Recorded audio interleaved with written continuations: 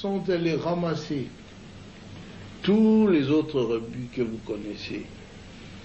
Les Tambo et Mwamba, les Zaïdi Ngoma, l'autre est là, Londa Bouloulou,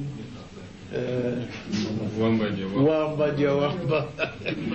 Et vraiment une kermesse de gens, en tout cas, corrompus et inutiles. Pardon, le Bizi Makara, qui était mon ministre des Affaires étrangères, que je croyais congolais.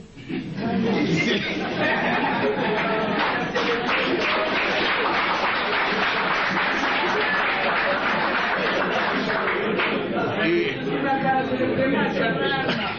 à ma très grande surprise, quand j'avais demandé à cette armée de se retirer, et avait déjà fermé des valises, ils disent, leur armée se retire, ils se sentent en insécurité. Je dis, mais non, votre armée reste. C'est l'armée rwandaise qui se retire. C'est pas la vôtre. Mais ils ont disparu. Et j'ai compris qu'ils n'étaient pas congolais alors. Parce que l'armée qui s'est retirée était rwandaise. Ah oui. Un ministre congolais, un ministre d'État a disparu. Un ministre des Affaires étrangères a disparu. J'ai dit, nous étions infiltrés alors. Infiltrés au sommet de l'État. Alors ainsi on aura pu découvrir des documents où Kagame dirigeait ces gens-là, où il complotait pour que les Tutsis prennent la tête de ce grand pays qui n'est pas le leur. Alors ça en est trop, hein. Ce pays ne leur appartient pas. Ils veulent en prendre la tête. Quoi? Mais c'est pas possible, ça a été très grave. On a vu tout ça, si seulement on l'avait su avant, ça aurait été bien. Mais le conflit a éclaté après. Ils tentent le conflit, ceux qui n'ont pas pu réussir avec le coup d'État, qui avait échoué le 2 août. Et maintenant, je le vois en train d'échouer encore.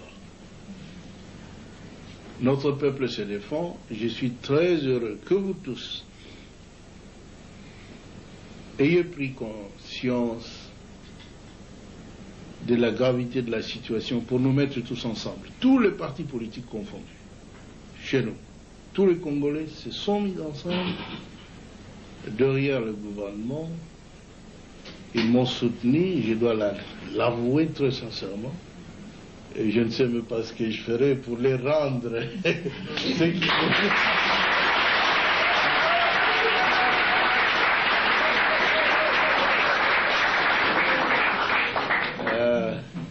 Mais ce que je dois vous assurer, c'est que je suis un soldat du peuple et je ferai mon devoir jusqu'à mon dernier jour.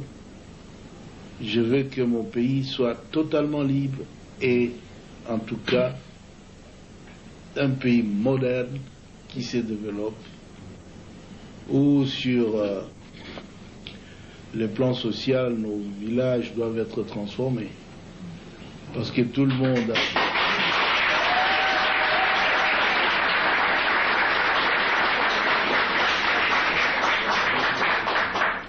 Beaucoup de nos élites, beaucoup d'intellectuels, beaucoup de citadins, de gens de ville qui sont habitués à la vie, ont peur de rentrer dans nos villages. C'est parce qu'il n'y a pas de vie là-bas. Nous étions donc engagés dans un programme de reconstruction qui a commencé à porter fruit. Et tout cela sans assistance extérieure. Parce que les habitudes politiques en Afrique, c'est qu'on doit attendre de l'aide de la France, des États-Unis, de l'Union européenne, de la, de la Banque mondiale, de ceci, cela. Mais nous avons dit, depuis quand nous luttions, longtemps, nous disions que notre lutte, c'est la lutte de l'intelligence contre la force brute. La force brute.